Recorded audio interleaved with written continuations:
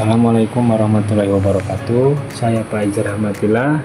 Pada video ini saya akan menjelaskan bagaimana cara membuat model prediksi heart failure atau penyakit jantung menggunakan algoritma K-Nearest-Neighbors atau KNN dalam Python, lengkap dengan evaluasi dan visualisasinya.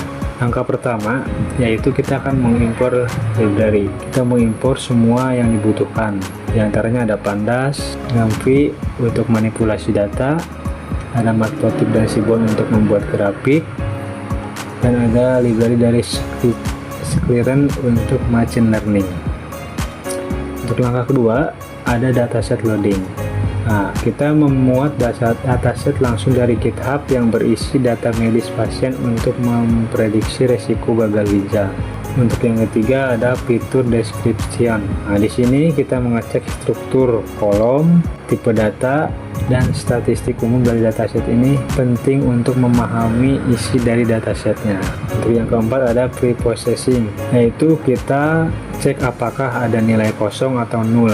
Kalau ternyata tidak ada, maka tidak perlu pembersihan tambahan. Yang kelima ada fitur and label splitting. Di sini jadi dipisahkan fitur dan labelnya. Jadi ada X ini berisi semua kolom fitur, dan Y adalah kolom target output yang bernilai 0 atau 1, tidak gagal jantung atau untuk gagal jantungnya. Untuk yang keenam ada train test splitting. Kita bagi data menjadi 80% dan 20% data uji agar model bisa diuji keakuratannya. Untuk yang ketujuh ada improve with standard scalar. Jadi KNN sensitif terhadap skala data. Jadi kita normalisasi seluruh fitur dengan standar scalar. Untuk yang keempat ada KNN Simple Modeling. Nah, di sini kita buat model KNN dengan tetangga terdekat atau K3. Lalu kita latih dan prediksi hasilnya nanti. Untuk yang kesembilan ada evaluasi model. Jadi kita evaluasi performa modelnya dari mulai akurasi, seberapa cepat model menebak, terus ada confusion metric, melihat prediksi yang benar, dan ada klasifikasi report untuk presisinya. Selanjutnya di sini ada diagram fusion metric. Jadi divisualisasikan nantinya dalam bentuk heat map untuk memperjelas hasil dari klasifikasi model. Untuk yang ke-10 ada improve with cross validation score. Jadi kita menggunakan 5-fold cross validasi untuk memastikan model tidak hanya bagus di satu bagian data saja. Nah, di sini juga ada visualisasi untuk diagramnya nanti ya. Untuk yang ke-11 ada improve with tuning parameter. Jadi kita coba berbagai kombinasi parameter dari mulai jumlah, terus ada bobot, ada metrik juga. Nah, seperti itu. Dan untuk selanjutnya ini adalah hasil run dari codingan yang di atas. Jadi yang pertama ada data aset dan deskripsi data. Nah, pertama program berhasil memuat dataset dari GitHub dengan jumlah 303 data pasien dan 14 kolom. Kolom-kolom tersebut mencakup berbagai informasi medis seperti diantaranya ada usia, ada tekanan darah, ada kolesterol, detak jantung, dan lain sebagainya. Terus ada informasi atau statistik dataset. Ya, ini memuat 303 entry dan tidak ada nilai kosong. Jadi data sudah bersih dan siap untuk digunakan. Tidak ada nilai kosong, jadi siap untuk digunakan. Untuk selanjutnya ada preprocessing dan splitting. Di sini ada dipisahkan dataset, jadi dipisahkan menjadi fitur X dan Y. Selanjutnya data dibagi menjadi 80% sampai 20% untuk pengujian. Kemudian seluruh fitur dinormalisasi menggunakan standar scalar nantinya.